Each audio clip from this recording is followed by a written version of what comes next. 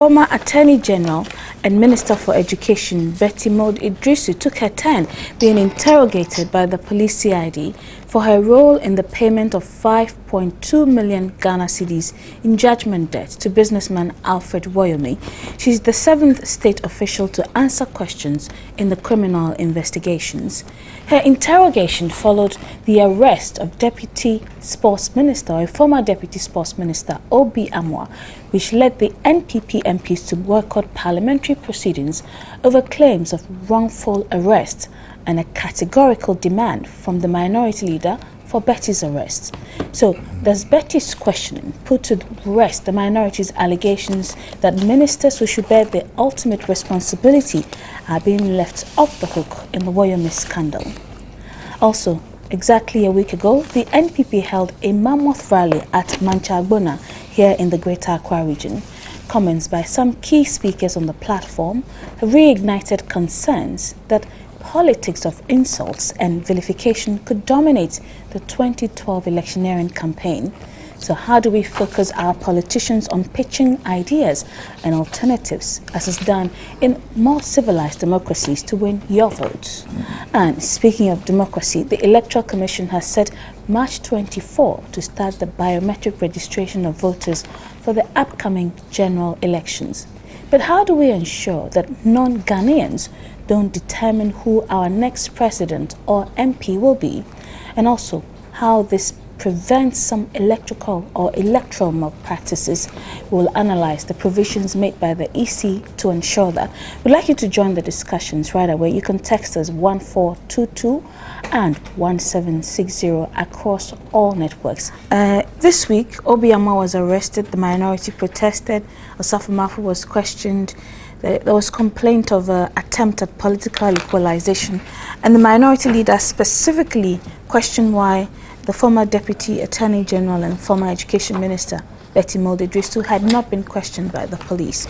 Well, last night she was questioned, and it seems like now very significant progress in terms of all the key players in this Woyome matter.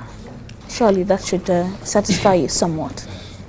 Well, we believe that what Ghanaians want is to find out those public officials who have conspired for this country to lose this huge amount, by the government's own admission, 52 million Ghana cedis. And everybody who has taken part in this conspiracy to cause this massive loss to the country should be brought to book. It is very clear to us from the available evidence that Madame Betty Maud Idrisu was a principal actor in the loss of this huge amount of money.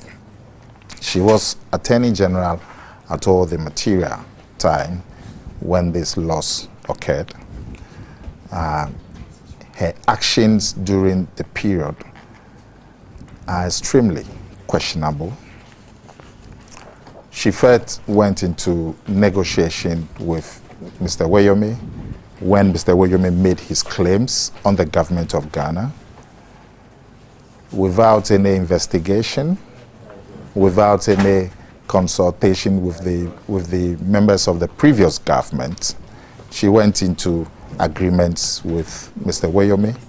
She consulted the ministries and departments. Presumably, there would have been some handing over, so she may not necessarily need to speak to somebody in the past government if the documents are available. The fact that now members of the past government are being questioned as to their knowledge shows for their roles. Yeah, it shows that should have been. Roles. It would have been very prudent to have spoken to members of the past government at the time when Mr. Woyome first made his claim. Now, after going into an agreement with Mr. Woyome without any investigation, she agrees to pay him some money on behalf of the state. The letters were written to that effect. The payments were authorized. We've been told that the check was stopped at the Bank of Ghana by the president's intervention, and that the president then ordered that a defense be put up and the payment be stopped. Yet still, the Attorney General, Mrs. Betty Maud, had Idrisu at that time did not put up a defense when the matter went to court. Subsequently, the state was slapped with an even bigger liability of 105 million Ghana cedis. Then she went back into negotiations with Mr. Woyome, and both of them agreed that they would pay Mr. Woyome 52 million Ghana cedis in 3 tranches. We were told that they went to the court and got the court to agree to the settlement that they have arrived at to pay 52 million Ghana cedis. We were told that the president intervened again for the second time and said the payment should not be done and that the matter be defended and that the state had a case. So 1 week after this 52 million settlement, Betty Maud Idrisu went back to court. The court partially agreed with the state that only 1/3 of the 52 million Ghana cedis be paid and that the rest, the 2/3 of the money, be stayed. Yet still, Betty Maud, in a turnaround, went back into negotiation with Mr. Woyome, and at the end of the day, all the money was paid. So we thought that this person whose conduct raises all these issues should have been the first person to be questioned. So we were worried when she was not, and you had other people who were rather more remotely concerned, being questioned and being charged and so on. We are happy now that she's been questioned. We thought it's quite late in the day after people who a bit more remote from the matter have been questioned and charged. If you take the Safo Mafu, who was the minister in charge of the project at that time, in 2005 or thereabouts, he was invited. He went, he offered whatever assistance he could to the police. A few days after, Betty Maud has also been invited. I think yesterday or so, she's also gone and offered assistance to the police. That is how it should be. So we are extremely surprised that in the case of OB Amoah, he wasn't invited. He was arrested at 9 p.m. Maybe when the he was. police might be privy to information that you and I are not, because they are the ones investigating. Yeah, but the police can use that excuse to do anything they want. You still must operate civilly in a matter that will not bring the conduct of the police into question. Why arrest the man? You invited all this. Safo Mafu was invited, he went. He gave them the assistance. Betty Maud has been invited, she's gone. She's giving them the assistance. Why was the other person arrested in the night and detained overnight? And at the end of the day, he's been given bail. So what was all that for? It raises serious issues that tend to poison the atmosphere. Because at the end of the day... Are you saying that if the police have reason to think or believe that in OB Amoah's case, he deserved an arrest instead of an invitation, then they shouldn't arrest him because he's NPP? Now, when they arrested him at the dead of the night, if they had any extreme case for that action, we haven't seen it. And we have not seen it. So, at the moment, from the evidence that is available, they released him the next day. They said they were arraigning before court and all that they did between 9 p.m. And 2 p.m. the next day could have been done in the daytime in several hours, and they would have been just like happened to Safo Mafu, just like happened to Betty Maud Idrisu, and there would have been no questions asked. So those are my preliminary comments. Okay, let's hear Sam. Well, I think first of all that it's important to emphasize that in this whole Woyome affair, the president has said time without number that it doesn't matter whose ox is God. He will not... I've only heard that one, so... He will not attempt... No, he said that on January... I mean, in reference to that phrase. Yeah, he said that on January 9. Okay. And then in the Radio Gold interview, he also said that it wouldn't matter at all whose ox is God. There will be no discrimination, no attempt at covering up.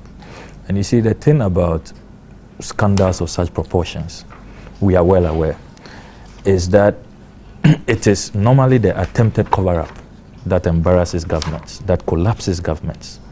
Often it is not the act itself, because as a government, you cannot always have control of the actions of individuals.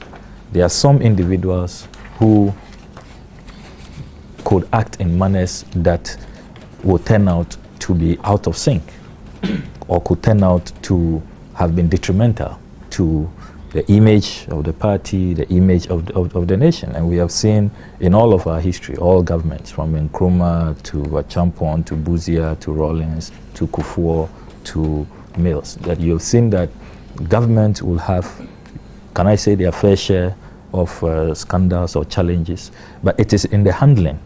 And so the president is very conscious of that, because any attempt to create the impression that there would be a cover-up, that some people will get away, and that the issues will be fudged, at the end of the day, the president will take the flak. He will bear the consequences. And so the president is very, very mindful of that, and we as a government are very mindful of that. And we believe do you know that why, for instance, that it took this long to have Betty questioned by the police? Because I think that was the concern from the other side. We believe that at the end of all of this, the incorruptibility, the integrity of President Mills will be more than exonerated. The president will stand very tall as somebody who does not condone any wrongdoing. It is also important, as we make all of these submissions, to emphasize that at this stage, everybody must be presumed innocent until proven guilty. There's too much passing of judgment. There's a media trial underway. All of a sudden, we no longer want to even respect the fact that when court cases are ongoing, we should exercise some restraint. And there seems to be a lot of excitement, a lot of adrenaline in discussing this particular matter, which is a subject of great national interest, of a court case. And so there's a and need, also of great national interest. There's a need for some circumspection. I agree that is of national interest, and that is why, if you look at the actions that the president has rolled out so far, you can tell that he's really out to ensure that truth and justice is found out. Now, to the point about why are you arresting some and inviting some, well, Nana Komia makes the point about Osafo Mafu, makes a point about Betty Maud, and says that OB Amoah could have been given the same treatment. He forgets that Mr. Woyome, the kingpin, was arrested. Samuel Nekwetete was arrested. He and his wife were arrested. Paul Asimenu were arrested. So it is not the case that it's only OB Amoah who has been arrested. So we need to establish that fact. It is also important to emphasize that there could be information available to the police which would not be available to us at this stage. And they know why they will decide that they are arresting some and they are inviting others. In any case, if you want to read political victimization, you cannot succeed, because Mr. Osafo Mafu does not belong to the NDC, but he was invited, he was not arrested. So let's give the police the benefit of the doubt that they will decide on how they proceed on this matter, especially as we do know that in terms of the involvement, in terms of the circumstances, the cases, the facts of the matter, it differs from one person to the other. In the case of Mr. OB Amoah, for example, it has emerged that as recent as 2011, on the 18th of February, he cashed a 75,000 CD check from Mr. Woyome. Nobody is saying that that is wrong, or there's in itself that it was to acquire land. Yeah, there are two explanations. I heard him earlier on Radio Gold say that he raised funds from all manner of persons, including Woyome. Then when the facts emerged, the checks became public knowledge, he then says that it's for some land. So even his explanations for now are subject of controversy. But we don't want to indict anybody or implicate anybody. You will then observe that the facts and the involvement, the culpability or otherwise of persons involved in this matter are different. And so you cannot necessarily expect the same kind of treatment or the hours, because if you do that, we can even begin to get into who spent 2 hours doing the interrogation, who spent 4 hours, who spent 8 hours. I don't think all of that is quite necessary. We should be all observing and expecting that at the end of the day, the police should do a fair job, they should do a thorough job. What we are interested in is the truth in this matter. What we are interested in is justice. If the monies belonging to us have got into the wrong hands, let us make sure that we retrieve those monies to the state. Let us punish people, let it be a deterrent, so that never again in our history. You see, look, we are just worrying ourselves in this country. I'm clear in my mind that the only basis for the arrest of OB Amoah in the fashion in which it was done was to provide propaganda capital.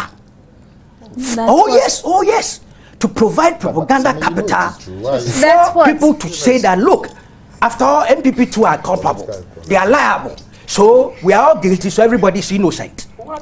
That's absurd for the people of Ghana who want to know who paid the money and who is culpable. Because any serious thinker, anybody who does an objective analysis of this Woyome Waterville Saga will not for a single moment go and arrest OB Amoah and say you have willfully caused financial loss to the state. Now, final point. Assuming without admitting, that we shall all go run again. Then you ask him your question. Listen, and we'll move on. Do you know this government set in place in motion a mediation process between Waterville and Ghana government? And do you know that it resulted in $25 million being paid to Waterville? Why? You are telling us that the thing had no parliamentary approval. So it means there was an illegal contract, or a contract that did not exist. And that for whatever role the MPP elements played, that led to payment of some 11 million. That's what they claim. To Waterville. Together with OB Amoah, we are heading towards the path of willfully causing financial loss. If the contract didn't exist, or was invalid, or was illegal, you've had the benefit of hindsight of all this. You then organize a mediation and sit with these people to negotiate on an illegality and end up paying 25 million euro, and you are free to walk away. Okay, point noted. Come on, let's wake up. Thank you, Kweku Bakun. Your point is noted. Sam, you wanted to ask him a question. I wanted to help Kweku Bakun wake up, as he wants all of us to wake up. The same logic that you proceed on, that somebody is engaged in some equalization to say that we are all guilty, so somebody should walk free. That same logic means that you are agitated this morning because you don't want your friends to be robbed in.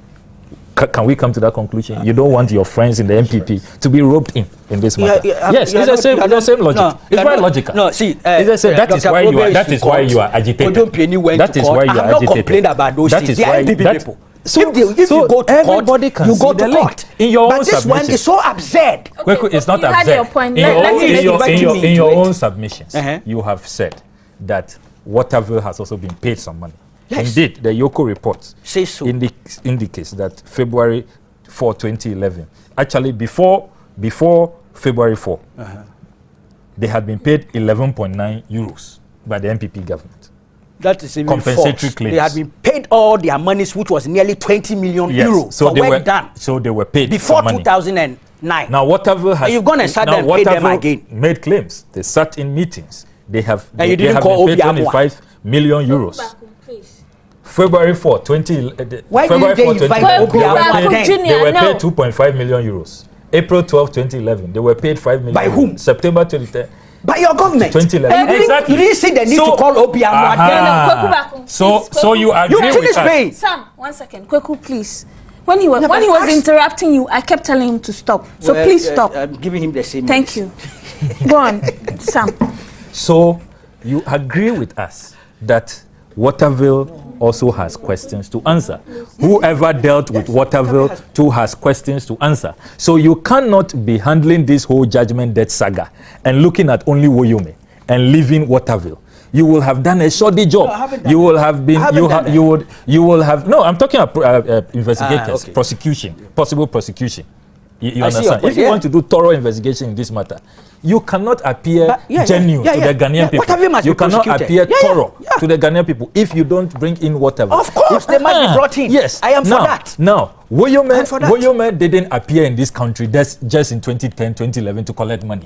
He was doing some dealings with the previous government through Waterville having Waterville. Yes, having so he was contract. working for Waterville. Yes. OB Amoah has said he's his friend and all of that. Mr. Kojo Mpieni has said on public radio that he knew Woyome. How does that connect the case? So it means that Woyome is around and has been involved in this whole Waterville Woyome affair. Woyome didn't just appear when Atta Mills became president. That is the point that must be made. Sam, your point is noted. I have to go to the side. One last point. You have 1 minute. Yeah, one last point. I sincerely can't believe it. Kweku Baku is talking as if this is the first time that prosecution will even make an arrest, believe that you have a case and might drop it. No, not police, for which not you are the police, for which you are. When E.T. Mensah was arrested, spent more than 48 hours at the BNI cells. Was there any subsequent case? Why did they take him to court? No, it's irrelevant. No, I don't get it. I No, if we're discussing no, that is not. No, it's not about parliamentary immunity. No. It's about the fact that there have been times that prosecution or investigators felt that they had a case. You understand? I'm just saying that if even your prediction comes to pass, that OB Amoah doesn't enter the cooler. Yes. So there we can have a tall list. Kwabena Frimpong, who was arrested in Kumasi for saying that the President Kufuor travels. Kwabena Kusi. The president was traveling too much and kept in the cooler for 10 days. The whole case. No, it's not 10 days. It's a lie. That case was the police arrested him and the government ordered his release. Exactly. But it's not 10 days. Exactly. What is the purpose? No. The key is that he was arrested by the police. That's key. That's what substantive. That is what Why exaggerate? Why say 10 days? He was there for many days. It's not true. It was more than 40 days. I know it's 10 days. That is what my research proves. So if you have contrary, let me have it. That's what I have here. So I can give you a tall list. Prempe, who was arrested in church. But I don't get this point. No. The point you are talking as if it's today that the police have become inept. Because there are some political hands. No, I'm a friend of the police. I am talking of prosecution case. You have been very dangerous. You have been very dangerous this morning. Proceeding on the basis that you can't tell me against the police. I'm a friend of the police. That there are some invisible hands. Somebody political mischief, contract killings. Yes. There's political mischief in this thing. So the point should be made that it is not the first time. And it will end in the blind alley. There's no political mischief. Because when you look at the workings of investigators, I bet you put OB Amoah before court because you'll be laughed at. It's clear you love OB Amoah more than his wife, but it is not about your personal love for people. The point must be made that investigators are doing their work. It's not the first time they've picked up people and they feel they have questions. Let's allow them to do it. You can call it whatever you may. We deserve better than that. I want to ask that's why we've got a simple question. Please, are you one of the people who have that school of thought that this man, Martin Odro, should also have some questions to answer? Yes, he is. Sure. I've answered for you. Okay. So by that logic, you said something earlier on that if OB Amoah was a deputy minister and the box stops with the minister. Why then would you expect that in this particular case? Fantastic point. Incredible. I can't believe you said this is fantastic. Kweku Baku Jr. And some Okudeto Ablaka behave. I can't believe this. Okay. So if the box stops with Betty, then he was a rhetorical. There's no point roping in. But this is important. I'm seriously. Then there's no point roping in. But Odro says government had no case.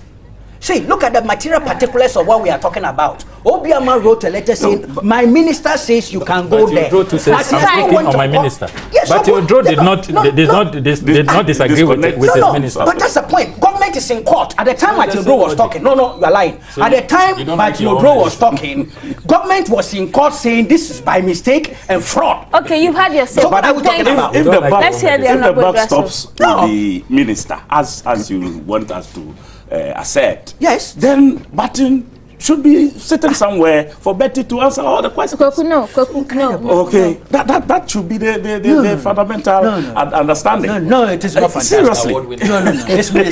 It's misleading to say that. You see, no, please.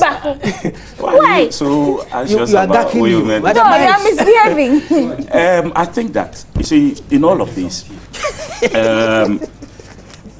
from everything that Kweku has said, I have this written in here. Is it not all the reason why this case should go to court, or the court should be allowed to handle this case? Because it's like Kweku has bastardized the charge sheet to shreds, okay, and that should exonerate OB, who happens to be his good friend. So Sami Sitia is wonderful. You see, so let's understand this thing here. That, you see, I believe that as much as we have to deliberate on issues like this, I still want our institutions to be respected and allowed to work.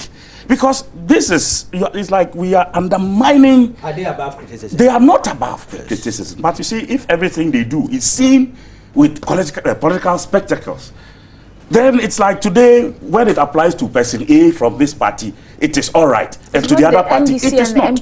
You see, and I don't think we can build this nation on such premise. We have to, as a nation, we have institutions. Yes, they operate under various government, parties and so on that come to into government. But they are an independent body. They don't necessarily work for any particular political party. You see, what we are doing here is not the best. I must be very frank and blunt on that. Let's allow our institutions to work. I will keep saying that. No, don't be silent. But it's like everything they do now, because it concerns somebody. We was talking some. No, Woyome was talking some. What is your own? Was it right for Woyome to talk? So if he's talking, I have had occasion to say that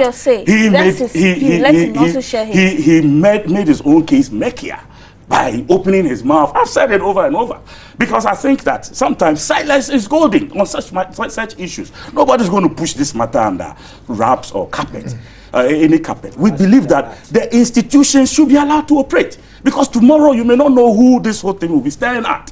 Somebody next to you, somebody close to you. But what we are doing is still not the best. Okay, so your point is that we should give the institutions room to work. Please. Stop prejudging the case. That's what he wants you to do. Now let's move before court. Okay, OB's case is before court. Now we are certainly will go. It's a matter of investigation by the police. The charge sheet is on the ultimately desk. It might go to court. Dubious validity. You see. Judge Kweku Bako has spoken this morning. But thankfully he's not the Supreme Court, nor the appeals court, so that's fine. Let's leave it at that. To finish this matter. Even done 10 years at the To finish this matter. You see, whether it's about OB, whether he has connections with Waterville or Woyome or whatsoever, let us allow the case to go through the acid test. We stop them. He's talking specific to Kweku Bako. But Please. Kweku hasn't stopped them. There's connection or disconnection and all of these, whether or not OB has lawyers. I think your point is made. Yes. Edward, so I'm on my big brother this morning. Yeah, I'll just take that. You see, all over the place. That's what it is. There was an issue about the exact payments. The question that came to me, and I was interested in that question. Now, officially, the payments as we have them is that in June 2010, 41.8 million was paid. September 2010, 17.04 was paid. January 2011, 10 million. Okay. April 2011, 10 million. August 2011, 14 million. When you tabulate all of this, it comes to 92.8 million. Is this in the Auditor General's report? In the Auditor General's report. Hold on. Let me finish. The sources are the Auditor General's report and the YOCO. No. The Auditor General talks about 41 and 17 now this is for 2010. Oh, but you let me finish. Then after all of this, the government came out and said that. We're told that this 41 yeah, but that's what I'm coming to. Somebody said that they are confused about the exact payment. And I'm trying to explain. You're confused. I'm saying that 51.4. I'm coming to that. So I've just done it for you. No worries. No, there's a dispute. The government is saying that Okujeto first announced, and then the auditor, somebody from the Auditor General's office also wrote a letter. They are saying that the first 41.8 was not paid. Yeah.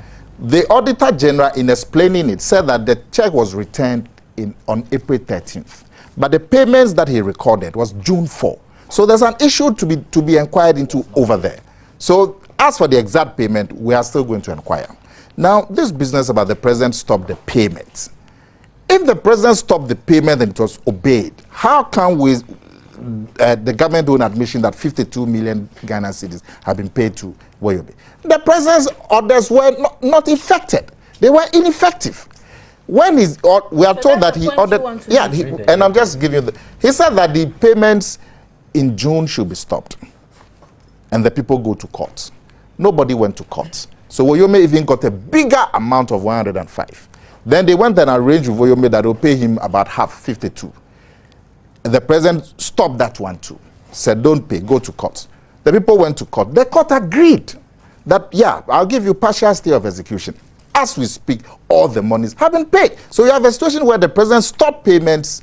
The court agreed with the president and also stopped payments. Yet still all the people. So how can you say that the president's orders were carried out and were effective? But is it my conclusion? No, my conclusion. Just 2 minutes to conclude. No, you have when 30 Waterville, seconds. okay, 30 seconds. When Waterville came to the government in 2009, that there was some amount of money owed Waterville on works done. The government did not call the consultants, the building industry consultants who advised on, who computed and valued the work. No, they called a mediator. They called a mediator. No, they did call the consultants who submitted a report. And if you read that report carefully, then they ought not to have paid even Waterville. And then they went and called a mediator. Yes, and did the mediation, yes. So the government's conduct in all of these matters smells of collusion from the bottom to the top, because otherwise you cannot explain the inefficiencies. People cannot be that inefficient. It is pure collusion. Which I'm sure the court and we would get to the bottom of that, because how can the president stop payments, the court agreed, and yes, the payments were made? How do you explain this? Is it sheer inefficiency?